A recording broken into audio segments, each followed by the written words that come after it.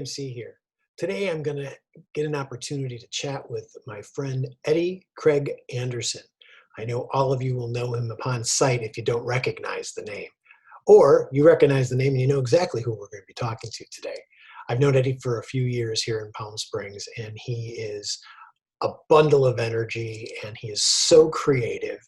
And I'm going to talk to him today about where he grew up. He's going to talk about his coming out story and about life here in Palm Springs, and especially his wonderful group Among Friends. So sit back and enjoy my chat with Eddie. There's hello. Eddie. How are you, honey? I am wonderful. How are you? I'm doing well, as well as can be expected during these times. And you look like you're doing just wonderfully. I wish I could just give you a big hug. I really do. It just Isn't that the worst? Just not being able to touch. There's two things that really bug me about it. Just the actual not touching of people, and the paranoia that anybody that you come near has the disease, and you're like, get away from me. It's very weird, but I don't want to say I'm getting used to it because I'm not used to it yet. But don't want to be. But it's and you're very social too. I mean, it's very unusual time. But boy, when I look at you, I just want to give you a big old bear hug because I haven't seen you in a while. It's been what, 6 months, hasn't it? It's going on that, I know. And but I wanted to reach out, and I'm so glad you and I have known each other for years now. And we see each other socially. We see each other socially, and we've never really gotten to have this. Oh yeah, there. Cheers to you too. Good morning. Yes. We've never had this opportunity. Just as I say, peel the onion, and I want to know a little bit more about Eddie and what he's all about. And so I appreciate you giving me this time to do that for you. So I haven't done one of these interviews in, gosh, it's been probably over 10 years. Well. But my former life, I did interviews all the time. But now I don't think anybody's been interested in 10 years. Well, I'm interested in learning more about my friends that I only get to see at a glance sometimes. Right. And we don't get a chance to talk about some of the background and stuff. And I know little bits and pieces about you, but let's talk about you today so I get a better understanding of what's going on. I grew up in the Midwest, and you did as well. I grew up in Iowa. Yes, in Iowa. Little place called Dubuque, Iowa, which is, when I grew up, was 96.8% white, 95% Catholic and evangelical. It was a German Catholic town that has everything that you would think a German all Catholic town would have. Prejudice, all of it, that was I grew up there since I was in kindergarten myself, and then I raised my children there. So I had my family. So you were there a while, obviously. Yes. Yeah, until I was 44. Wow. Okay, yeah. So let's just talk about the life there growing up. And you said you had your children there. Yep. What's that little family story about? Well, okay, so I got married when I was 20 years old. Me and my wife actually eloped. Didn't tell anybody. She was still in high school. So she still lived with her parents. And I would just go and see her on the weekend, and we'd have our fun on the weekends. But she had to finish out school, and she didn't want to tell her dad. Her dad was a really different guy. So then we got married 8 months later in the church. Since I was an ordained minister at the time,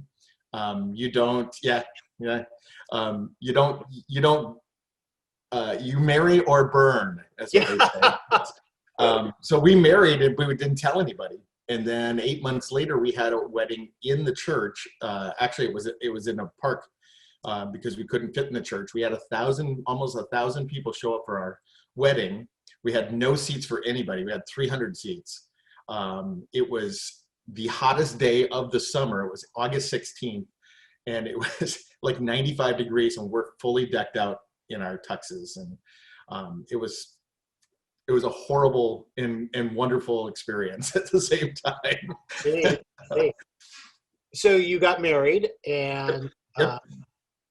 and life was going on just as it normally does. Yeah, well, it was kind of a weird situation because that when I got married, I knew there was something strange about our wedding. I just didn't feel the same as she was so excited about the sex and so excited about all that. And I was like, take it or leave it. Now, I was a complete virgin till my wedding night, till my first night when we got married. So I had no idea what sex was. I didn't know how to do it.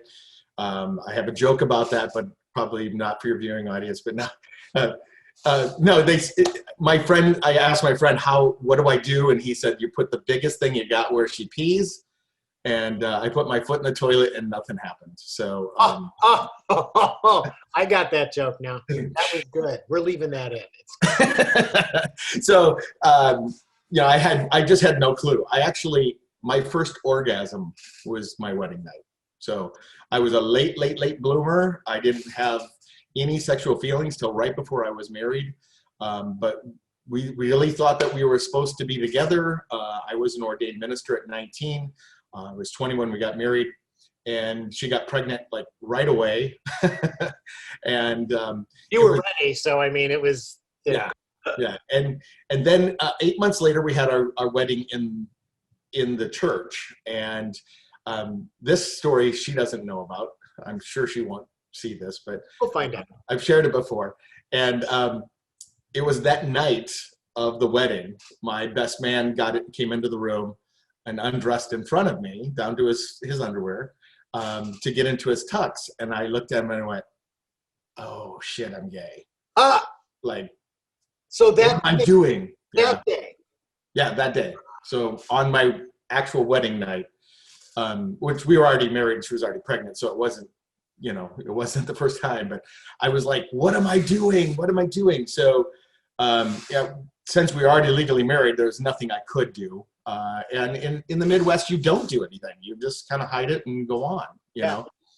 And so it was, she was 3 months pregnant when we got married. So she was already, and then after another 3 months, she's showing 6 months and the sex started slowing down. And I started really, trying to deal with that in my head. And that's when I had my first experience with a guy, was when I was 20. And we had some fun, and he fell in love with me. And one day I came home and walked into the door, and he's sitting on the couch, and they're both crying. And I was like, oh shit, my life is over. So that was how my wife found out that I was gay. I never talked to the guy again. He was gone out of my life at that point because I couldn't trust him. And, and I was still dealing with it in the inside. And being a minister, you can't be gay. And so I said, I promised my wife I would not touch another man until the kids were 18. Now, we were pregnant with our second one at this time. And how many do you have all together? 8. 8 children. 8 children, yes. So we had 5 of our own, and then I went and got a vasectomy and said, enough of that. I know what's causing this. And we got a TV, and that didn't stop it. So we went and got a vasectomy. So I said, done with that. And then she still wanted children. She wanted lots and lots of children. And I said, well, you can adopt as many kids as you want, as long as they're not younger than our youngest. So he was 1 at that time when we started looking. I think he was 4 or 5, now that I think about it. He was probably 4 or 5 when I said that. And so she found this, actually we were doing foster care. So we had kids in and out of our house all the time. We had over 75 children come in and out of our house for foster care. And we had this family group of 2 boys that came in, and they were just fantastic. We didn't even have to tell them the rules. They just kind of popped in. And well, when you have that many kids, you don't have to tell rules. The kids will not let you do anything they can't do. No, you can't do that, Mom said, So they fit right in, but then we found out they had a sister.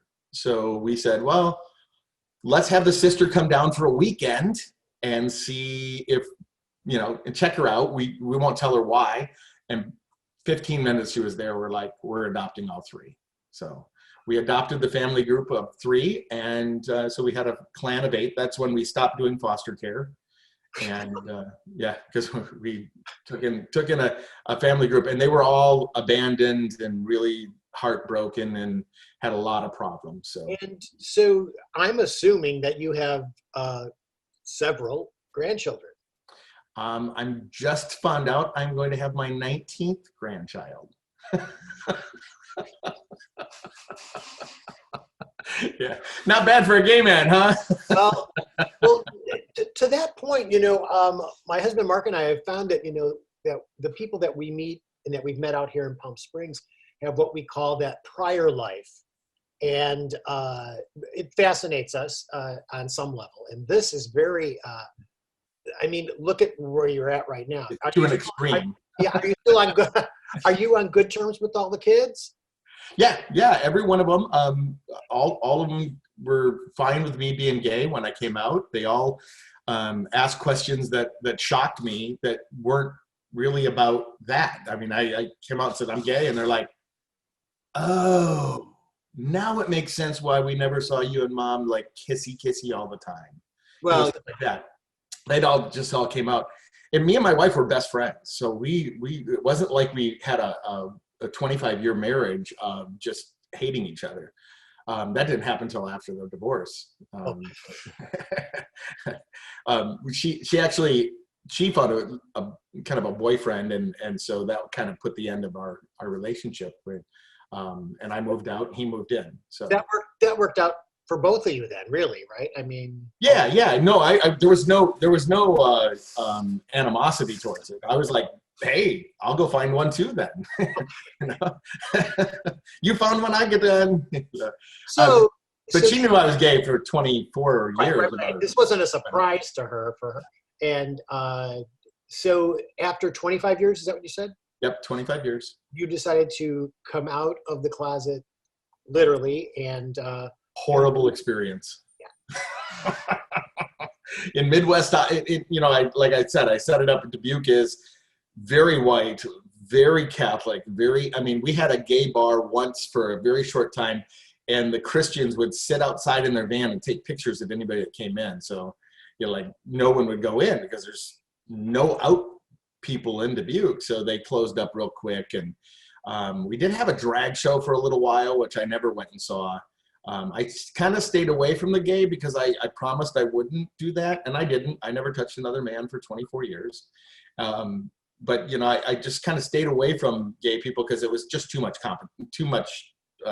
temptation. You know, I'm like, I'll get there someday. I just didn't know it was going to be 25 years, but that's okay. I'm no regrets. Making up for lost time, I see, but that's the way it is.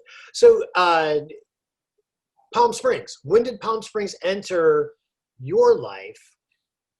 Well, so I came out, they picketed my business, they slipped the tires of my car, death threats, and I said, I got to get out of Dubuque. The only place I knew that was gay was Fort Lauderdale, Florida. Mm-hmm. So I literally packed everything I owned and put it in the car. I gave my wife everything else, the 5,600 square foot house and the 6-car garage. And I put everything I could still see out of the windows, and I drove to Florida. I had no money. I lost everything. I had $300 cash in my pocket. One of the things I prided myself back then was I never had a credit card. I've never had a loan. I paid everything cash. But the problem was I never had credit cards or anything. Built up any credit. Yeah. So I had nothing. I literally $300, and I drove to Fort Lauderdale not knowing if I'd even make it with $300. But I got down there. The first year I rented a back room of a house from older gentleman, and he was great. We became good friends. I stayed there for 4 years, and I had some problems with boyfriends, and just trying to understand the culture was hard. I kind of got tossed to and fro, and then I said I need a change, and I started looking for a place. And Palm Springs, it was Palm Springs, Dallas, Texas, Austin, Texas, what's the other one on the other side of Florida? St. Pete. Mm. And I had like 4 or 5, and Seattle. Never been to any of them, but I had 5 of them that I was going to go visit. St. Pete was just across. I've been there a couple of times, but I came to Palm Springs, which it was 2014, April of 2014, and I landed in the airport, got off the plane, stepped outside, didn't know I was outside. And I'm like, wait a minute, I'm outside. You're like, right? Yeah. And I went, I looked up at the mountain, and I was waiting for my friend to pick me up. And I looked at him and I said, I think this is where I'm going to move. I think this is it. It's not meeting a single person yet, but that to me is, I understand the feeling of getting here and being like, it's home, you know, it does have that feeling. I've never felt connected to an actual land before. Yeah. I saw the mountain and I said, I want to see that every day. I feel that too. So you got here in 2014. First time I was here was April of 2014. I came back in November, which happened to be Pride. Got a place, and then moved here December of 2014. So we got here at 2013. I think I met you shortly thereafter. You and I met you for the first time at Hunter's, and you were wearing a ho, ho, ho. You were one of the hoes. Yes. Yep.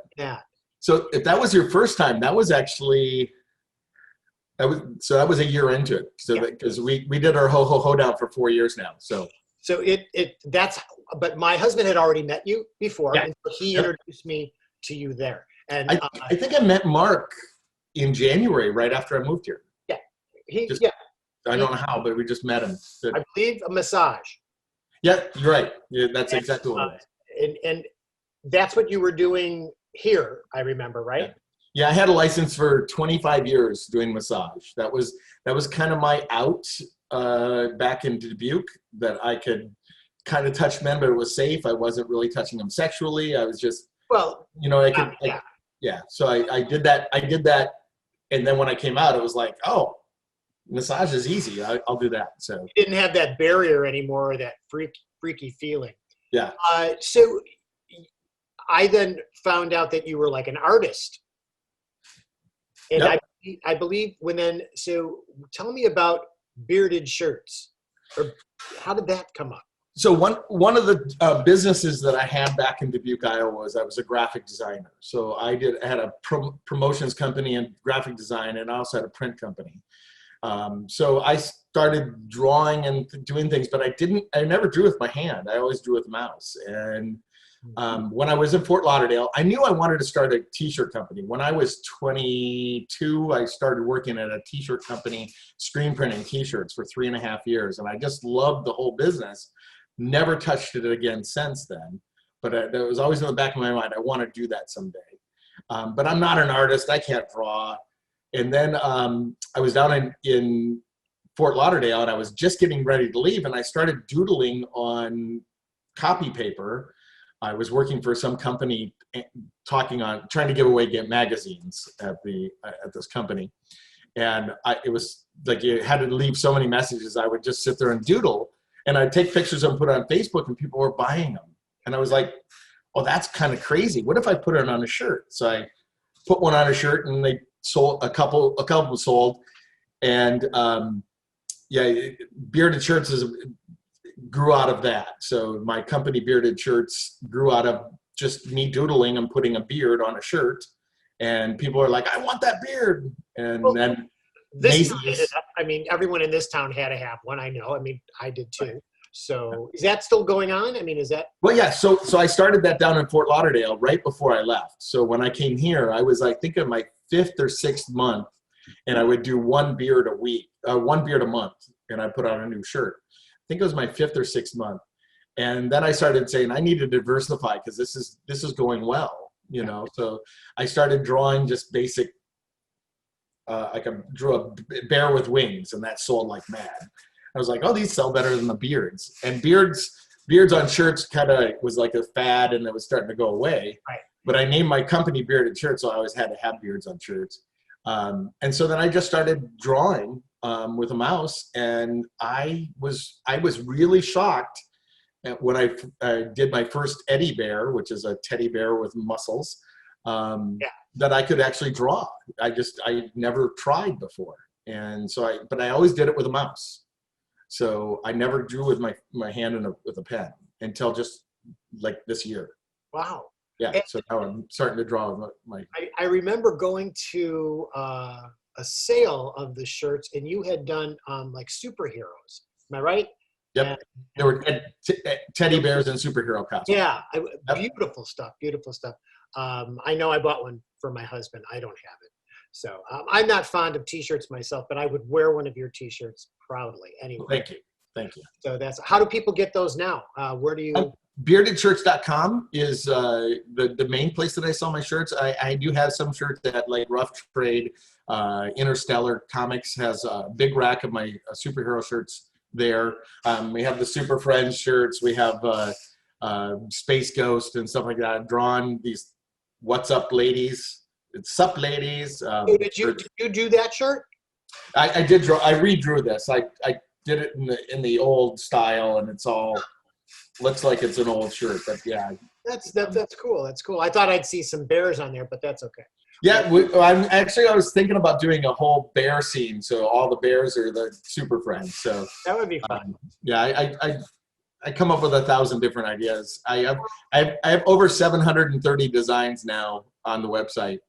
And we're just starting to retire some of those designs. So, well, anybody go to that site because they're beautiful, and he's such an artist. And boy, I certainly love supporting that for you. Something else that popped up here in Palm Springs that you started, you and some other people, I think, is what we call the Among Friends group. Mm-hmm. People on Facebook, if you're not familiar, look up Among Friends. And can you tell me a little bit about how that started and where that is at right now? So my partner at the time, Jim, and I started doing a thing on Thursday nights because of the street fair. We found a little restaurant. I can't remember what it was called. It was the pizza place upstairs. I can't remember what it was. Matchbox, I think it was called. Yep. And they had a really super cheap menu from 5 to 6, from 4 to 6 or something like that. And I'm like, well, why don't we go up there and then we'll just invite people to come up and have a drink and an eat because it's cheap. You could eat for under $10. It was. Yeah. And then we could just go down and walk the street fair every week. So we started inviting people, and I put it on Facebook, and 35 people showed up. And then 50 people showed up. And then it just kept getting bigger and bigger. And actually we topped about 50 because they didn't have room for us. They couldn't go any bigger. And so I was like, well, this is kind of cool. And the partner at the time, he says, well, why don't we ever do things that I like to do? And I went, you like cars and movies, and I am not doing cars. So we started doing movies. Now, if you know me, I don't know movies. You say that every time there's one. You say that every time. Yes. So I never watched movies. I never watched them. I have a hard time with movies. I have a psychological disorder called prosopagnosia or agnesia, however you want to say. I can't remember faces. So I don't remember faces. And when you don't know somebody and you don't talk to them, I can't tell if they change their clothes on the screen. I'm like, who is this? Like they all look the same to me kind of thing. So I just never got into movies. And it's better now than it was when I was a kid, because I was a kid, mom and dad walked away, and I didn't. I actually have a memory of being in a grocery store, being lost. I think it was a grocery store, or Target or Walmart or something like that. And they grabbed me because I was lost. I couldn't find my parents, and they said, "Are those your parents?" And I'm like, "I don't know." And then my dad started yelling at me, "Yep, that's him." That's but you know, it was hard as a kid because I just couldn't remember faces. I would get lost in crowds a lot. So then the two of you chose to do an event that is based on movies. Yeah. So we started doing these, what we call interactive movies. We took movies. I've never seen Rocky Horror Picture Show, but I have seen so many clips and what they do in the movie throwing things and interacting with the movie. I'm like, what if we did that with all these other movies? And so the first, we started doing them at home, at our house. Right. And we started with Valley of the Dolls. And we said, well, I watched the movie and I'm like, this is a horrible movie, but it's wonderful, but horrible at the same time, right? And I'm like, well, how do we make this interactive? So we took all the food items in there, we made that food. They had pill bottles. They took pills through the whole movie. So we got some prescription bottles and filled it full of candy and handed them out, and you take, and we just had such a blast with like 15 people at our house, but we couldn't fit anymore in our little condo. So we went to the Camelot Theater and said, hey, they had a old movie every Wednesday. Correct. And they had Valley of the Dolls coming up. And I said, can we come and just take over and do this thing? And they said, we cannot condone that. We will not condone that.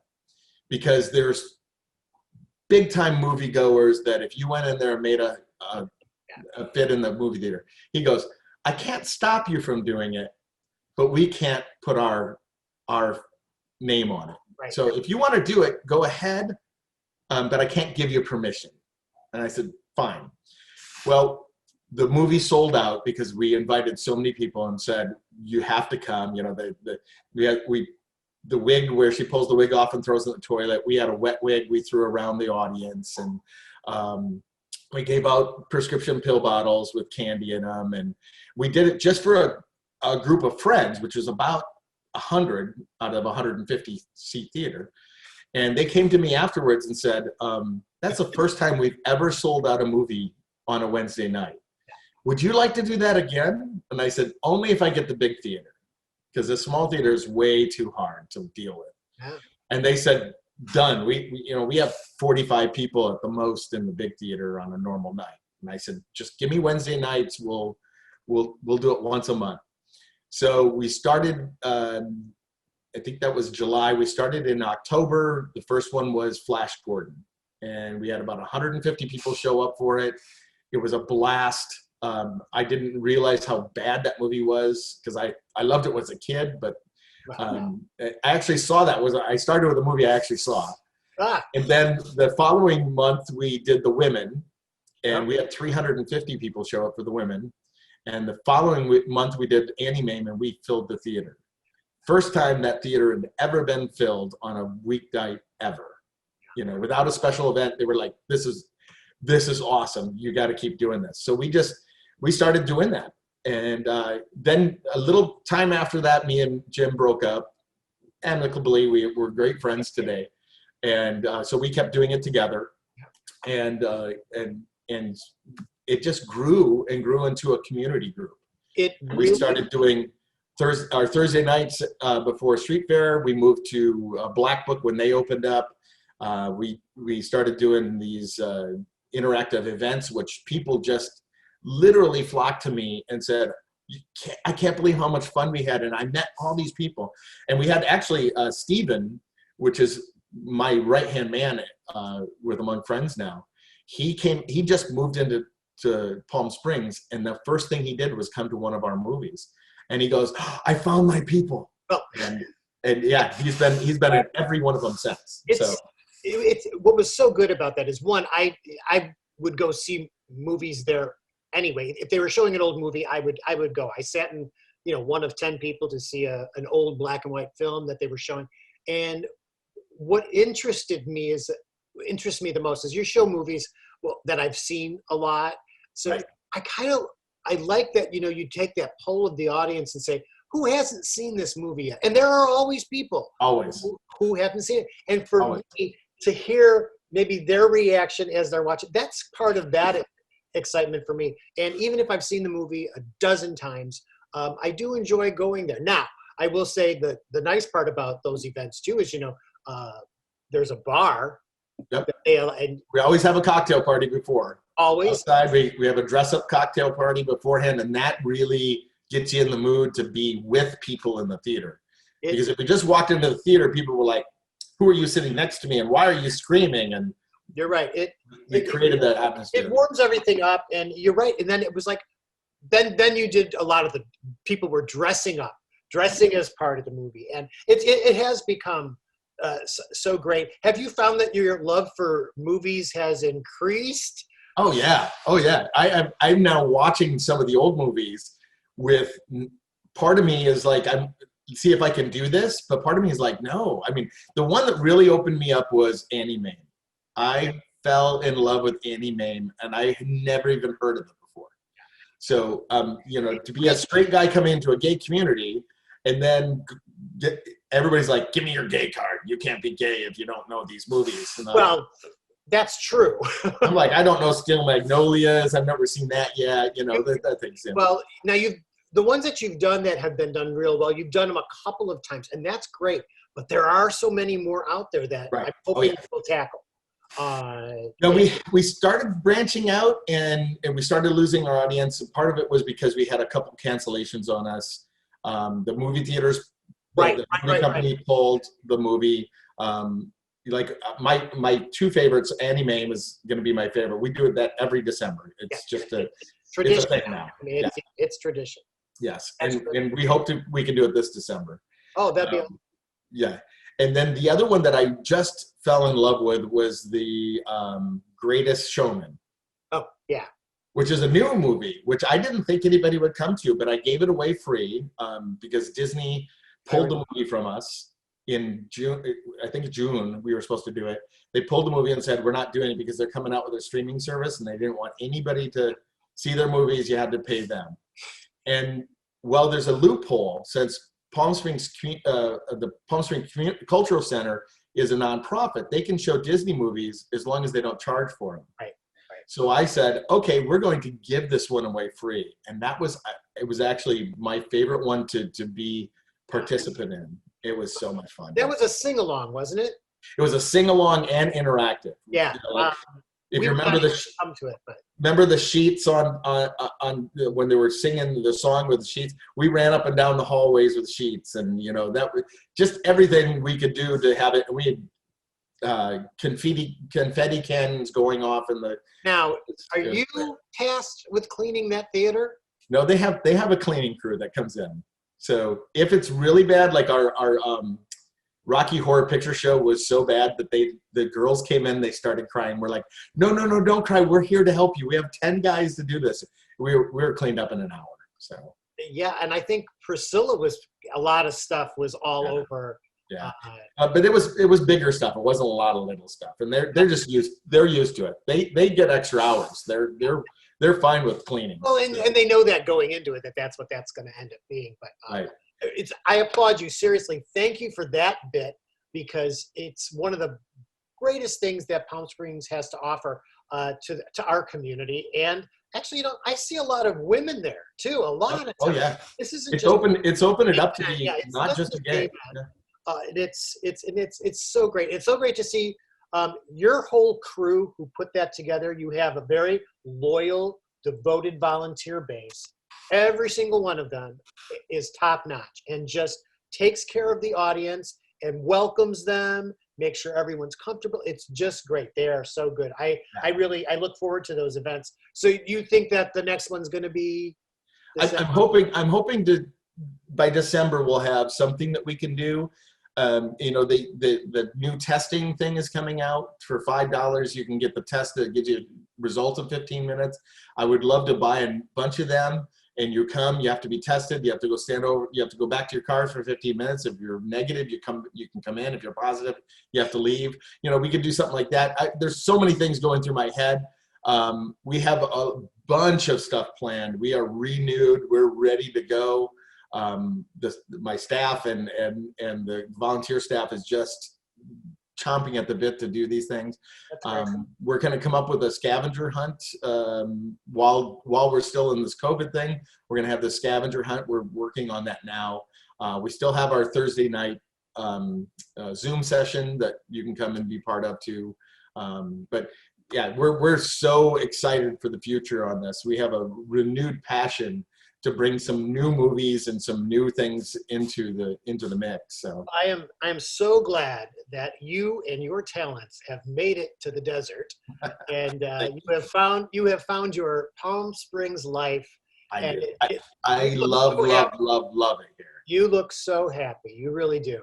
Thank you. And I want to thank you so much for chatting with me today and everyone. I'm serious. Go online, find his art stuff, and become part of Among Friends, because it truly is a community gathering, and it's always great. And Eddie always talks, and he gives things away too, which I think is always fun. But T-shirts. thank you again so much, Eddie. And we will look forward to seeing and hearing more about Among Friends, because it really is a gem in our community. Awesome. Thank you so much for having me. I love you so much. Love you too. Who just walked by? Who's behind us? That's Penny. Hi, Penny. Oh Hey, my Pumpkin. gosh. We love Penny. Well, thanks again. And thank you all for tuning in, and we will chat with you all later. Thanks, everybody. Bye-bye. Bye-bye.